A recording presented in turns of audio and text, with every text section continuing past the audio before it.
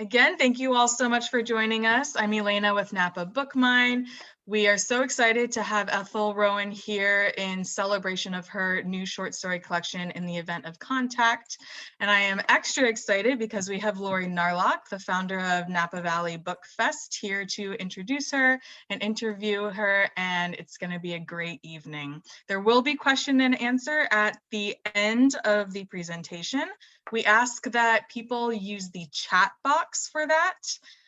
So at any point in the discussion or the reading, you are more than welcome to put a question or a comment into the chat box. I'll see that. And then when we're ready to take questions, I will read them for you and we'll get started. I think that's it. Lori, go ahead and take it away. Well, thank you everybody for being here tonight. And Elena, thank you to you and Bookmine for hosting this event. I'm very excited to welcome Ethel Rohan. She's the author of In the Event of Contact, winner of the Dzanc Short Story Collection Prize in 2021. Her debut novel, The Weight of Him by St. Martin's Press and Atlantic Books, was published in 2017. It was an Amazon, Bustle, Kobo, and San Francisco Chronicle Best Book and was shortlisted for the Reading Women Award. She is also the author of the story collections Good Night Nobody and Cut Through the Bone, the former longlisted for the Edgehill Prize and the latter longlisted for the Story Prize. Her work has appeared widely, including the New York Times, World Literature Today, the Washington Post, PEN America, the Irish Times, Tin House, and Guernica. Raised in Ireland, she lives in San Francisco. Ethel, thank you so much for being here. Thank you so much, Lori. I'm going to jump in with some questions. So you're a prolific writer of short stories and essays. How do you select which stories are going to be collected into a single book? I don't think I consider that. I have 3 collections now, and that's not something I'm conscious as I'm writing each individual story. And I think it's just when I get to a certain point where I feel I have created enough stories that I feel good about, or I'm sort of excited to share as a whole, if you will, in a collection. My themes, the things I write about, tend to repeat. So I have no difficulty at this point in recognizing the things that fascinate me and that I alternatively obsess on. And like this collection and in all my work, really, the large umbrella, if you will, is the missing. People missing, things missing, part of ourselves missing place, various ways of missing and wanting to reconnect. So in terms of, how do I put the collection together, I find it's not that difficult, honestly, thematically at least. And this collection is a little different from the previous 2 in that they're more traditional short stories. They're longer in length, and the thing with the previous collections is they're more flash fiction, short stories, and they're more about imagery, language, being impressionistic almost. And with these stories in the event of Contact, they're longer, which gave me more space to really drop into character, which is what most fascinates me. I'm really fascinated by people. I'm fascinated by relationships. And I had just got to the point where I felt like, okay, I've got some strong stories that at least I felt strongly about. And I've got a set of stories that would work well together thematically. And I just started building the collection. I knew there was a book in me, another book that wanted to get out. So here we are at long last. It took a while. Well, that makes me wonder, are short stories like children in that you say you love them all equally, but really only have a favorite? Is there one that is a favorite of yours in this collection, and why? There are 14 stories. So I think it would be hard to pick out one. I definitely have stories that, yeah, I think are my favorites. I think some came to me easier than others. Some were really, really difficult to write. And how I feel them isn't necessarily aligned with that, you know, whether they came easier or were more difficult. One of the stories toward the end of the collection, F is for Something, it's about a priest in Ireland in a small parish suffering from dementia. And he's really grappling with losing his vocation and his identity and his place in the world. And that took me, I think, almost 10 years on and off. I mean, I work in a lot of projects simultaneously, but that was really hard to get just right, particularly with the ending. Endings are always difficult, but this was especially difficult. So it has a special place in my heart just because it was so, so difficult. But when I finally arrived at what felt like the complete final story, it was very rewarding. And then other stories that were written over a shorter time. Another story in the collection is titled Wild, which is one of the more recent stories that I wrote. And that is a special place just because I love surprise, and I'm typically surprised in story. Just process-wise, I kind of never know where I'm going, but also I'm not satisfied with a scene or a character or a final story until it surprises me. And Wild was just wild to write, forgive the pun. I mean, it just kept surprising me, and it had this energy. I don't want to say it flowed out of me, but it certainly seemed like it was already formed, and I was just kind of pulling the pieces and making this jigsaw come together. So that's sort of the two extremes of how the stories come to me and how I finish them, if you will, although I don't think a story or any work is ever really finished. But yeah, it is hard to claim favorites. I have to admit that there was a part in Wild that I got choked up, like tears came to my eyes when the father talks about Mary. But going back to favorites, can you please read something from your book that you like the best? Okay. Not sure I like it the best, but one of my favorite stories is, I think it's the fourth story in the collection. It's called Rare But Not Impossible. And I think I might like it in that I identify a lot with this character. And I'm going to start at the beginning, so I don't need to give you any backstory. Rare But Not Impossible. Margot entered Dublin Airport's arrival hall alongside her fellow passengers, facing into the swell of waiting family, lovers, and friends. She looked away from the various emotional reunions, her throat thickening just as it had during the airplane's shaky descent, when she'd sighted the familiar patchwork of green fields through the window. Every time she returned, that first glimpse of home made her teary. She scanned the last of the expectant crowd, knowing no one was there to meet her, and yet half hoping. Her parents were waiting for her at home, the trek to the airport too inconvenient and risky to their minds, its roads treacherous, its large roundabout lethal. Shrieks sounded from the small group to Margot's right, another 30-something daughter like herself back from New York. A watery-eyed family circled the willowy woman and clasped her inside thick arms sheeted in dark, rain-splattered vinyl, their voices full of the sunny weather that Margot wished was awaiting her.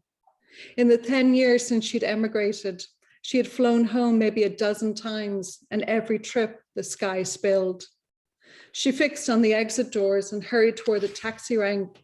Inside the walkway's glass tunnel beaded with rain, her floral patterned suitcase dragged after her with a scraping sound, its front splashed with a strip of red tape that warned heavy. Just once, Margot would like to not be grilled by Ireland's chatty taxi drivers. The grey Skoda had yet hit the M50, and already Anthony, hefty and care-creased, had uncovered her pertinent details. Still, he wanted more. She reluctantly revealed she was a hairstylist, omitting that she owned a thriving salon in Greenwich Village and was home for a friend's wedding. I hear the American accent now, all right, he laughed, a dog's yap. Margot suspected he went by Anto. She turned her head to her window, the rain still pelting. In recent years, Dad had taken to calling her the Yank. Her whole life, people criticized her voice. Too posh for her North Side working class neighborhood when she was a girl, not Irish enough in New York City, and too American in Ireland. No matter where she was, she never sounded like she belonged. Thank you. So the dedication of your book is for survivors, and the stories revolve around those who survive and those who don't.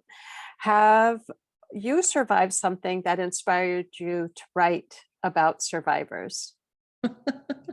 I feel like that's a long list. I think we're all survivors. But yes, I do have my list, if you will, of survival. I am that cliche of the Irish childhood that was unhappy.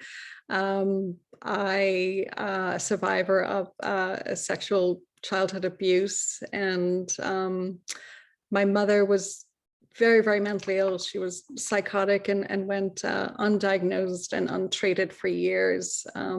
So they were sort of the beginnings, if you will, that were really shaky, and that I definitely wear, you know, a badge of I survived that. It was a really difficult childhood. And like everybody, you know, we can't escape suffering. It's inevitable. It comes to all of us at various points in our lives. And I think in particular, we can all relate to grief, to losing someone. And I've, you know, at a point in my life, and I'm blessed with large communities everywhere I've been, and that means inevitable loss. So I think grief is a universal experience that we all suffer through and we all survive. You know, Beckett has that great quote about, you know, wishing, he was consoling a friend of his who had lost his father, and he was wishing him, you know, something, and I'm going to butcher his words now, but, you know, something to the effect of, you know, I wish you, you know, that spirit, that strength, whatever it is that allows us to carry on with our wounds. And I think that's something we can all identify with. You know, we all have our wounds, whatever they are, big, small, you know, short-term, long-term. So we're all survivors, but in particular, yes, the book is dedicated to, in a way, a lot of the characters. You know, I chose characters who are also survivors, and it could be something as, like the story with, oh my gosh, I'm blanking on my own title of, I'm blanking on the title of one of my own stories, but where the protagonist is hit by the truck. You know, he survived that. He says he survived an accident. So I tried to be inventive, or I collected in the stories those characters that were, you know, different forms of surviving, different forms of injury, in the hopes, I think, really, not only because I wanted to be interesting to myself, but interesting to the readers. And also, sometimes you have to create or invent a story or a situation and tell it slant or tell it differently, so people will be more receptive to it and maybe think a little more or harder about what we do survive and the various challenges. And, you know, we tell story to generate empathy, and I hope that's what these stories do. Well, they're so rich in description and so beautiful. I can't imagine that they won't for all readers. I know they did for me. In Unwanted, you wrote, Ma said Grandad reckoned that Dr. Frankenstein and Sir Arthur Conan Doyle saw too much of their flaws and weaknesses in the men they created, and it terrified them. Which of your characters do you identify with the most, and which terrify you the most? Oh, wow. That's a great question. Okay, which do I identify with the most? I'm in, I think, every character in a way, in every story. There's definitely pieces of me.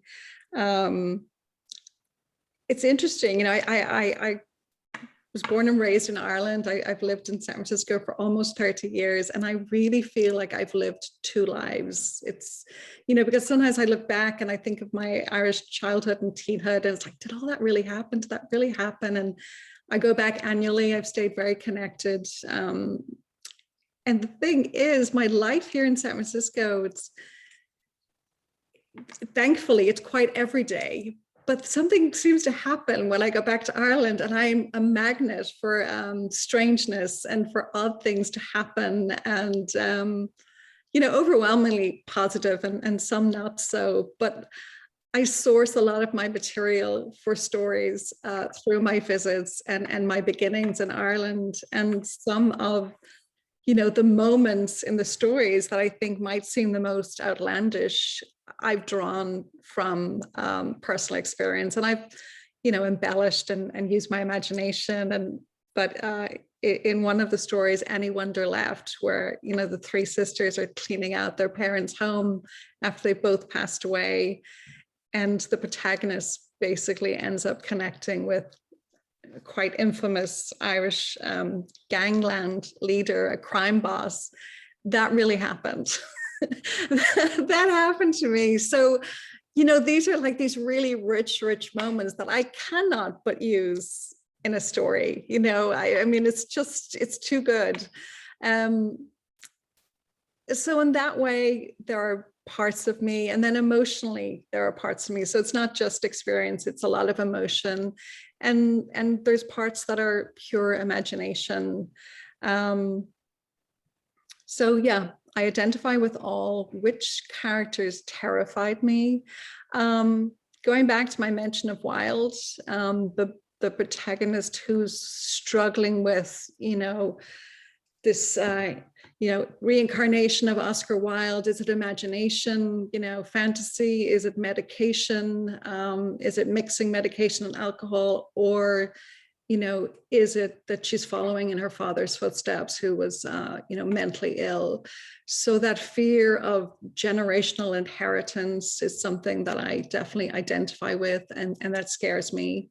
And then in other stories, like you just quoted from Unwanted, I mean, there's some really, I hate to say heinous, because I always try to have so much compassion for my characters, but the dad in that story is not a good person, to say the least. And violence terrifies me, and there is a lot of, not a lot of violence, but certainly there's this very strong thread of violence throughout the entire collection. And so I think it's less a character, and it's more the acts. Like, I really, my entire life, I'm confounded by our ability to be cruel to one another, our inhumanity. How we can do the things we do to one another astonishes me and appalls me. And that's not to say that I know that I love people, and I recognize our goodness and our ability to be our best, but there are also the shadow sides, and yeah, the violence that I wrote about in so many of the stories, that terrifies me. I can imagine. In Wilde, you quote Oscar Wilde saying, "Each man kills the thing he loves." What have you killed in your own writing that you loved? What darlings have you killed? What didn't make it in the book? Maybe is it? I think it's bigger than beyond this book. I mean, you mentioned earlier, I'm prolific. I write a lot. I mean, I've generated a lot, but with writing, with all art, it's not about, quantity, it's about quality. And there's so much that, I don't think is ever going to make it to book form. So I think I'm about 6 novel manuscripts in, and I think realistically only 2 of those, are publishable or will be published. And that's kind of heartbreaking, because we're talking about years and years and years of work, and it's often solitary work, and I'm tapping away. And of course I believe in all of it, and I believe in the characters, and yet writing is hard, beginning, middles, and ends, and creating work that is worthy of readers. You know, there's just so many books out there, and it's difficult to get published. But I want the work to get to the point where I feel like, yes, you know, I want this out in the world, like this collection of stories, I want it out in the world. So I write a lot, not practice, but I write a lot that is not ultimately for reading. And there's almost a form of grief in that, but you have to let go. You know, you kind of just have to know it's not working. So yeah, entire manuscripts are darlings that I've killed. I'm sorry to hear that. Killed yet so far.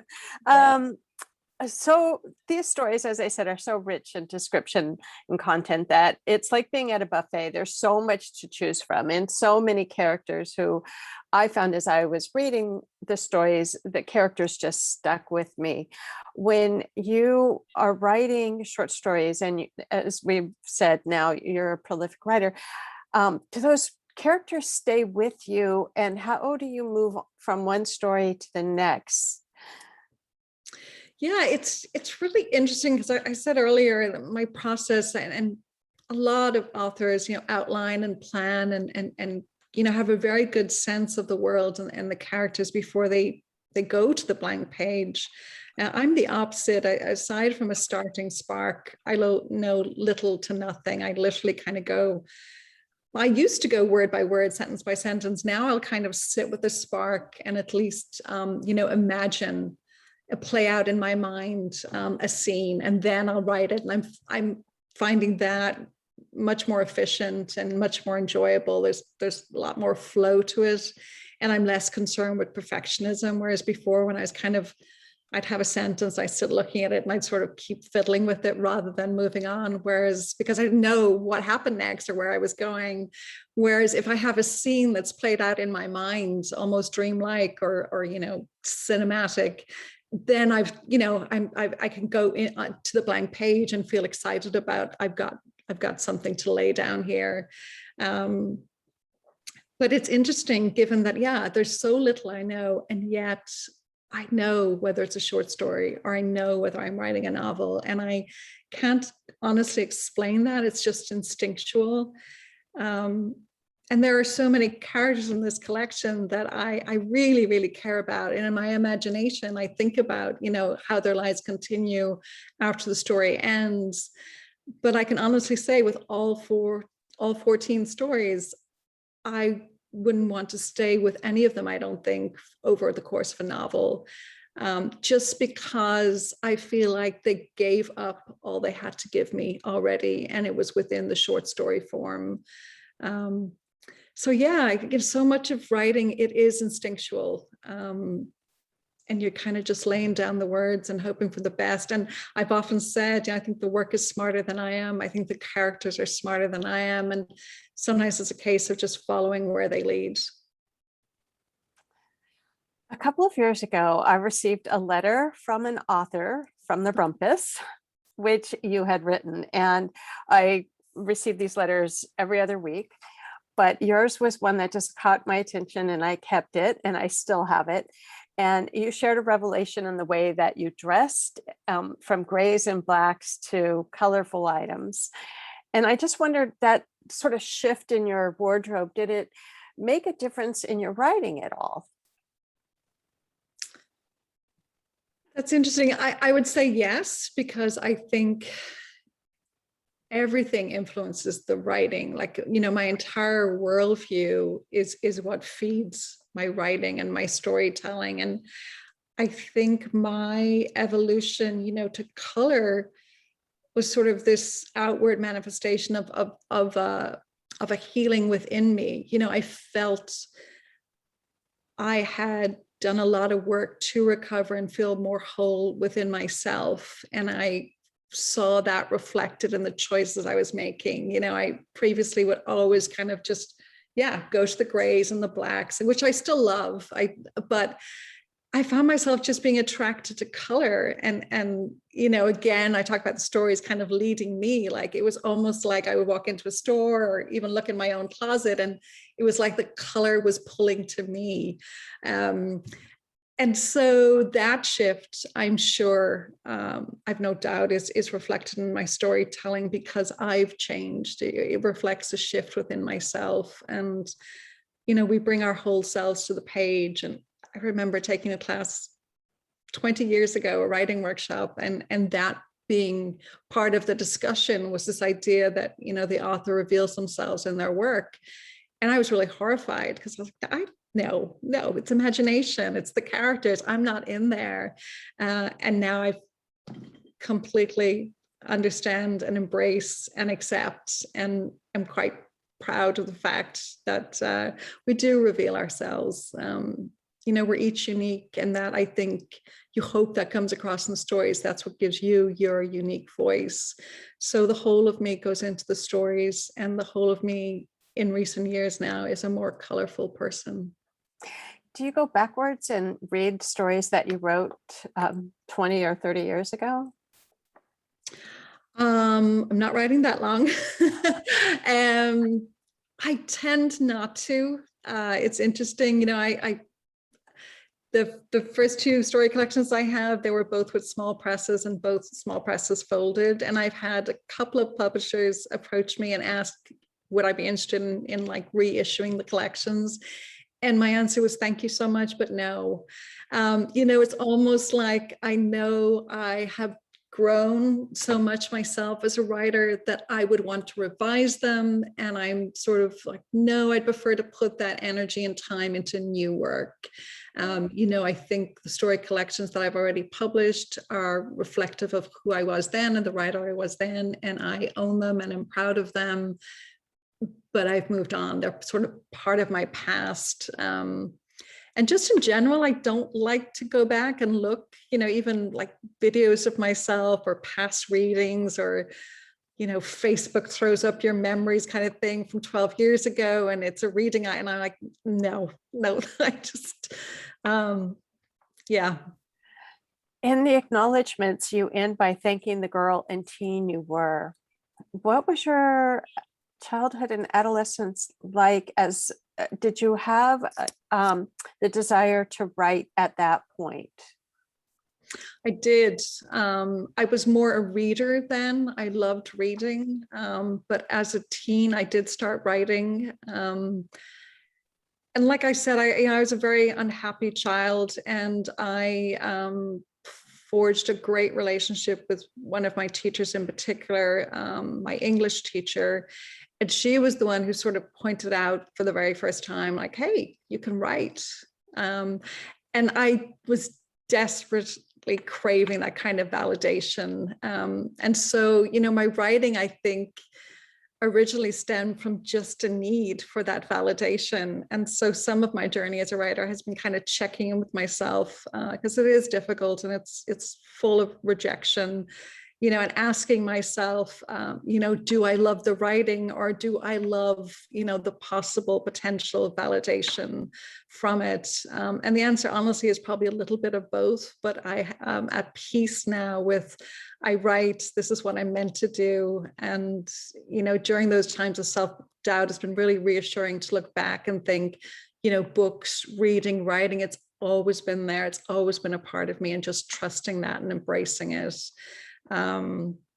So yes, primarily reading, writing, and then I kind of just finished school. And, you know, I'm of that generation and of a culture in Ireland where it was just automatic that I would kind of, you know, get an office job and, you know, work until I got married and had kids. And so it's sort of on that path, and I was miserable. And I think that's largely why I left and emigrated. It was this need for adventure. It was this knowing that, you know, the path I was on, it wasn't the life for me. I was still sort of embroiled in some toxic relationships. And it's like, no, I need to put 5,000 miles between me and them. And yeah, I returned then to writing when I was pregnant with my first daughter. And again, it was kind of this crossroads, this milestone of what next. And for me, what next was college, and I'm going to at last pursue what I've always wanted to do, and that is writing. Great. So what advice would you give that girl/teen? I've had a strange relationship with that girl/teen, because for so many years I was running away from her. I didn't want to,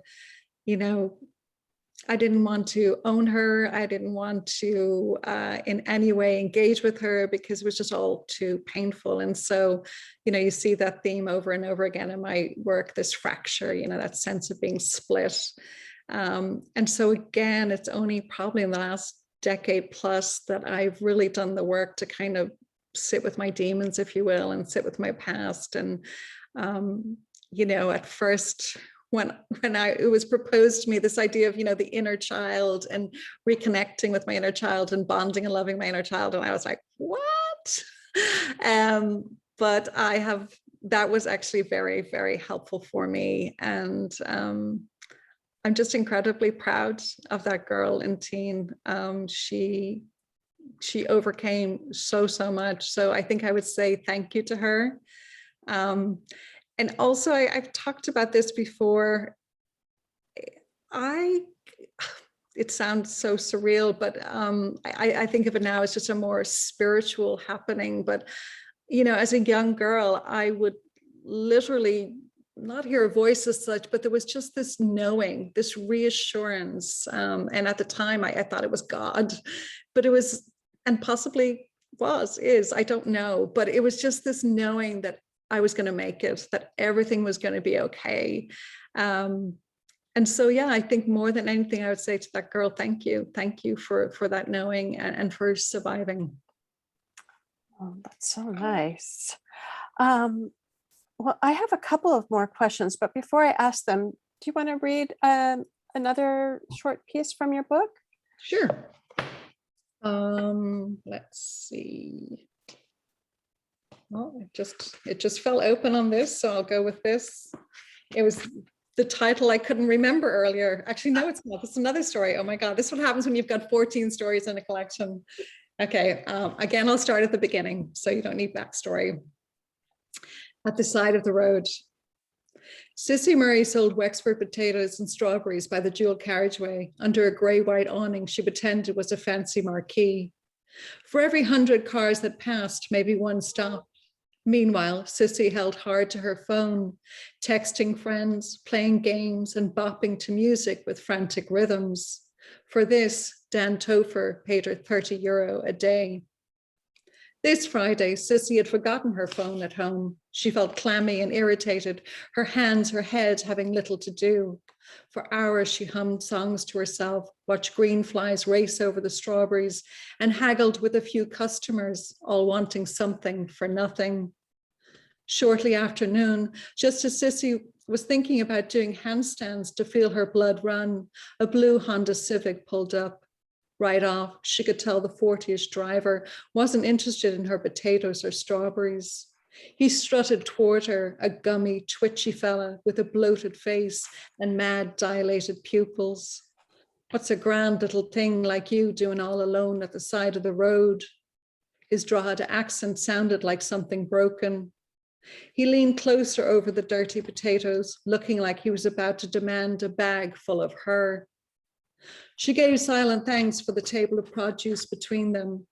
He reeked of fermented sweat, and his brown, rotted teeth made her think of a dilapidated fence. You must get right bored like, I know just the cure. He grabbed his crotch, and his cracked tongue darted from his face. Sissy grabbed the golf club she kept by her nylon chair and raised it high with both hands, trying not to betray the shake in her arms. He whirled about and rushed to his car. Sissy dispatched a roar that felt fantastic. So many of your stories have a suspenseful tension going through them, and there is a bit of crime. Have you thought about writing mysteries or crime novels? I have, it's so funny you say that. I think I'm going to get to the point in my career where it's going to be like, it was looking at you the whole time, and you know, why didn't you just kind of grab it? I love suspense. I love mystery. It's, you know, that teen in the story Unwanted, you know, that's the part I identify with, you know, that kid obsessed with mysteries. And, you know, over the pandemic, I've become a total TV addict. I think many of us have, and I'm just obsessed with crime, mysteries, you know, detective. And I'm like, why am I writing this stuff? I do love it. And you know, thank you. That's the nicest thing you could tell me, is that sense of suspense and tension. I love tension. So yeah, maybe that's where I need to go. What are some of the television shows you're watching? Oh my God, I've seen so many. I'm addicted to British crime dramas. I don't know why I'm pulled that way. I just love it. One of my recent favorites is The Line of Duty. It's like I said, it's a BBC police suspense mystery. It's very good writing, very good acting.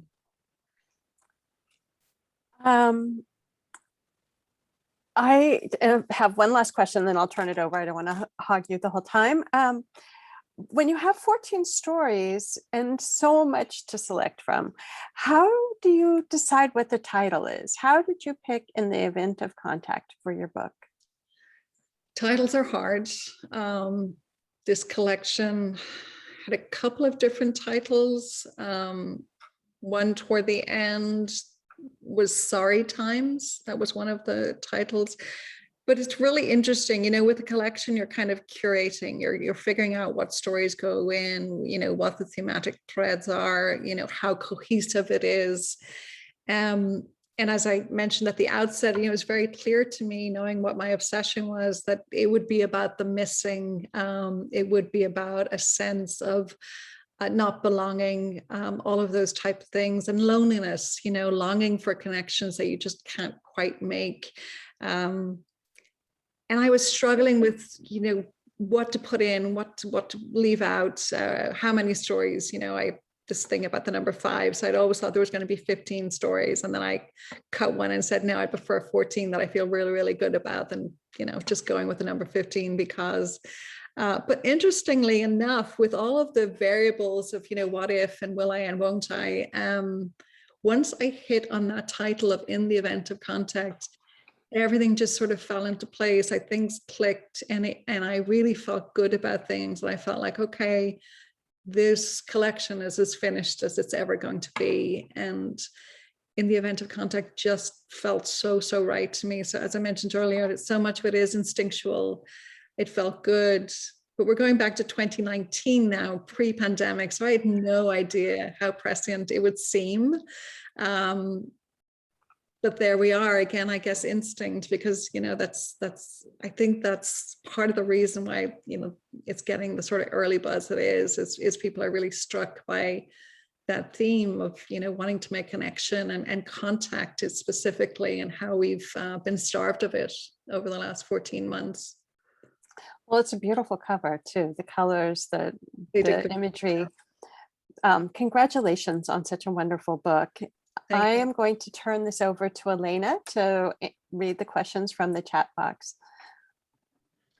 Okay, we have a couple, and feel free, everyone, to put any questions or comments you have in that chat box. We have a little more time, and I'm sure Ethel would love to hear from you. First one is from Kirsten. Having been raised in Ireland, were you influenced at all by Joyce's Dubliners? I was. Yes, I was. In fact, that story collection of his is the only book of his that I finished and that I loved.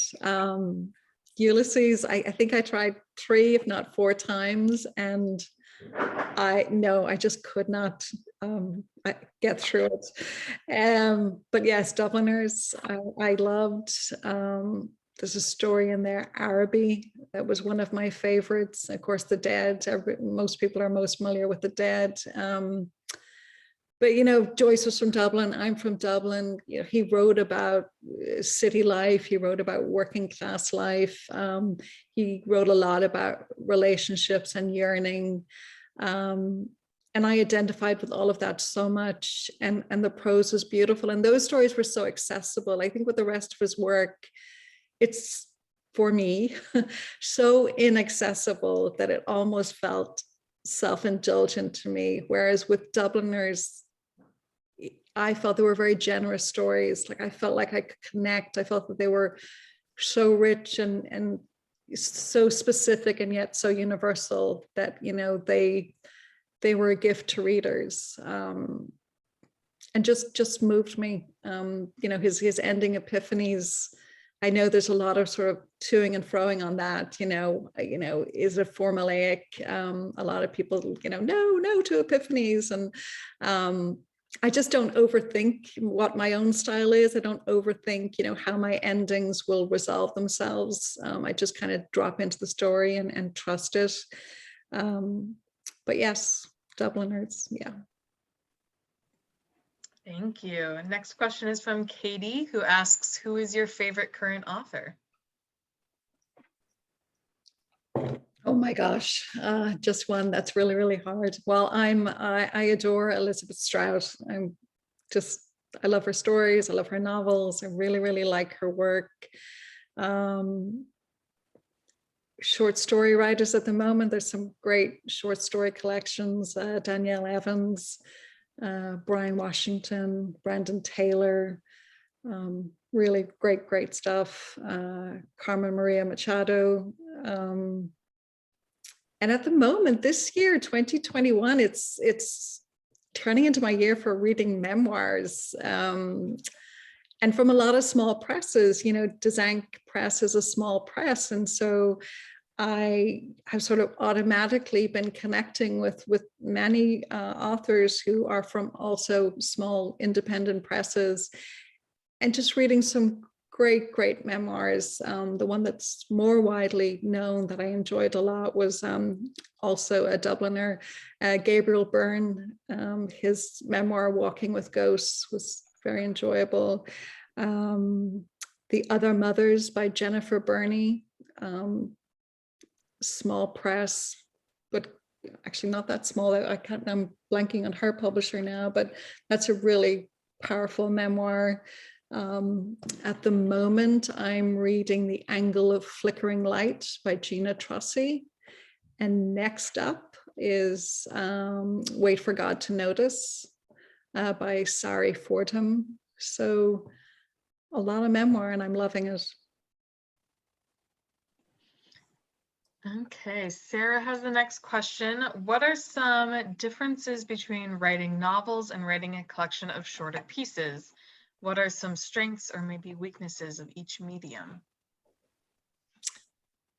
I find the short story a lot more difficult than the novel. I think it's a space thing. You know, obviously it's a smaller form. You've got to do so much within those parameters and those limits. And earlier, Lori, when you talked about, you know, killing your darlings, short stories are definitely a form that, you know, so many pages are left on the floor because there's just so much, you know, particularly with getting to know your character and understanding them. You know, I'm fascinated with, you know, the why of people. Why are you the way you are? Why did you do, say, think, you know, certain things? So in the short story, it's a lot of writing and it's a lot of cutting. And it's just, I think the choices are hard. I mean, that's certainly true of the novel. There's a lot of writing and there's a lot of cutting, but I think in the short story, you've got to be a lot more brutal and ruthless with it all. And the novel, just again, by virtue of the amount of space you have within the form, there's just more freedom, I think, within the novel form. And you get to stay with your characters longer. You know, in some ways with some of these stories, I was disappointed they were short stories because I really, really cared about all of the characters, but some in particular. And it's like, oh, I wouldn't mind hanging out with them over the course of a novel. So they're very different forms, but for whatever reason, again, I think instinctual, I feel a lot more comfortable with the novel. I feel a lot more like I know what I'm doing. I just, for whatever reason, don't seem to be able to do it as successfully as I can with the shorter forms. Interesting. So I don't have any more questions in the chat box unless someone pops one in there really quick. I don't know, Lori, if you had any others that you wanted to ask since we have the time right now. I can read it a little bit if you'd like. Or you can read. What a treat, do that. Let me see. Let me leave it to fate what comes up. Or would you read from Wild? I do have a question Sure. that's related to that, and I'll ask you I'll ask the question. Is there a particular scene, or will I start from the beginning? Just start from the beginning. Wild. Inside the Dublin guest house, over a breakfast of peppery scrambled eggs, I sat watching the young couple below in the street. They stood on the opposite side of the road, next to the bus stop's thin yellow pole, bundled up in wooden accessories and thick dark jackets. They pressed their bodies together, their arms clasping each other's waist, and rocked from side to side for warmth, their breaths smoke. They put me in mind of Da and his imaginary friend Mary, waltzing around our kitchen together. I was alone inside the dining room on Northumberland Road, still jet-lagged on day 2 of my annual trip back home. Beyond the second floor window, the grey-black February morning lightened, the sky soon looking white clean. The long line of traffic with grasping headlights rolled forward. A giant naked tree stretched across my bird's eye view, its branches sprawling. Like the couple at the bus stop, the tree swayed in constant motion. The wind picked up, battering everything. I set out from the guest house, disappointed the air had stilled. There's nothing like great gusts, how they blast, clear. At the gate, I turned right. The previous night, I turned left on the blackened street and left again onto Haddington Road, discovering shops, pubs, restaurants, and a lone laundrette. This right turn would take me over the Grand Canal and should lead straight to Grafton Street, if I remembered rightly. I hesitated, second-guessing myself. I was raised on the north side, far from this exclusive neighborhood. I pressed ahead over the canal, deciding to explore. The chill morning was bitter but dry, and I had nowhere I needed to be. I could risk getting lost. I soon passed Merrion Square Park and stood marveling through its green railings at the life-size statue of Oscar Wilde. He lay reclining provocatively on a large granite boulder, the bronze monument surrounded by tourists and students, their phones and cameras aimed. The memorial tugged. Up close, Wilde's black trousers glittered and the collar and cuffs of his green jacket bloomed pink. Now his was a name, nothing like Mary, as plain as milk. Wilde stared down, managing to look both smug and glum. The blackened flower in his hand made me think of his fairy tale, The Happy Prince. Perhaps the colorless carnation, like the prince, had sacrificed its beauty to benefit others. I touched Wilde's right shoe and let my hand rest on its gleam. A streaky rasher of a man ordered me to step aside so he could snap photos. I remained, claiming my time, and at my leisure moved to the 2 stone pillars opposite. A bronze sculpture crowned each one, the first of Wilde's pregnant wife, Constance, and the second, the torso of the Greek god Dionysius. Wilde's quotes, written in gold ink, adorned the base of the pillars. I told myself that the first quote my eyes landed on would be a signpost. I was ready for a new life chapter, had been ever since my divorce 4 years earlier. The ache, the restlessness had turned manic now that my 3rd son was headed for college in August, leaving me alone in our 3-bedroom brownstone in Chicago's South Side, the last house in the cul-de-sac. I read the first Wilde quote my eyes found, a quip about breakfast that offered me nothing. Thank you. Your language is, well, your descriptions, as I said before, are just so rich and so evocative. And I love the language when you talk about the gentleman who pushes her aside, and it's just words that we don't hear because they're Irish, and they're just so fun. So have you ever had a pretend friend? I have no memory. No, I have no memory of pretend friends. And I'm kind of sad about that. I think it's really cool. And it's interesting because I did sort of draw on that again, somewhat from experience in that my mother with her psychosis, she had she hallucinated a friend. And like the protagonist in that story, at first my father and my siblings and I were alarmed, but we soon came to realize that this hallucinatory friend was a very soothing, calming presence, and that my mother connected with her in a way that she couldn't with anybody else.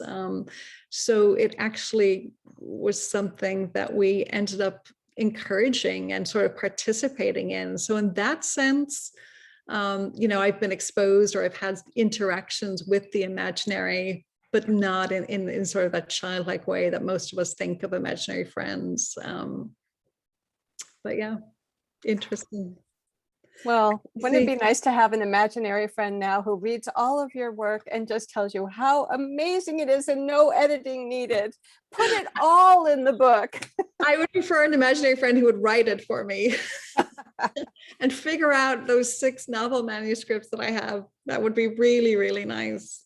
I just see a comment in the chat from Barbara, who it's gone now, but I think you were saying that it seems like most of the stories are in Ireland.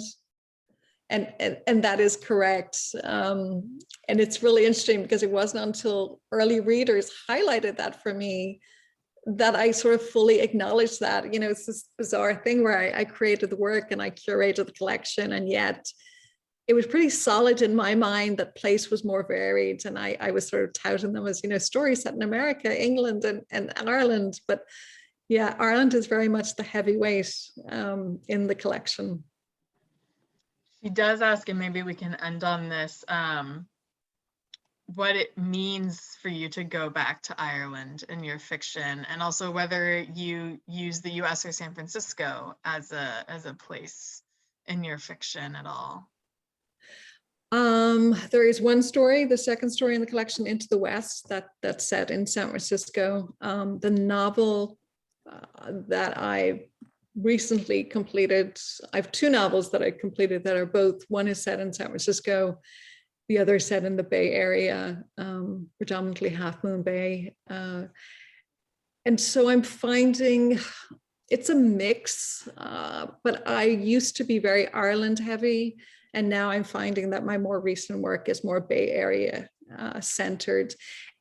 And I'm at a point now where that doesn't surprise me, because I have found, I'm just realizing how long it takes us to kind of distill things and gain perspective on things. And, there are stories here of immigrants, and I've been an immigrant 30 years, and I'm only now writing about it. So I think sometimes for some of us, certainly for me, it takes a long time for me to just distill experience and figure out what's sticking and what I have to say about what's sticking. So there's more balance now. Before, I was definitely Ireland heavy. And I think we go back to our beginnings. And like I said, with the things that fascinate me and the things that keep repeating in my work, I think it's true for all of us. Our beginnings imprint us, they shape us. They're a huge part of who we are. And a lot, it feeds and fuels a lot of my fascinations. And yeah. Thank you so much. Any last comments from either one of you guys, Lori or Ethel? I just want to say how grateful I am, first of all, to Lori, thank you so much. And to Napa Bookmine, Elena, Naomi, Kelsey, all of you, I'm so, so grateful. Thank you. And to everybody here, it's so wonderful. I see your names, I see your beautiful faces, and I'm so grateful. Thank you, thank you, thank you. Well, Ethel, thank you so much. You were so kind to spend your evening with us and to be so honest and genuine and answer these questions about you and your work. And I wish you the best and most extravagant success you could imagine with this book. Thank you so, so much. Thanks, everybody. Thank you. And Elena, thank you. Thanks. Thank you all so much. Thank Thanks, you, Hi, Laura. Lori. Thanks, Mary. Thanks, everybody. Barbara, Sarah. So good to see you all. Thanks. Thank you all. Have a great evening. Bye. Bye.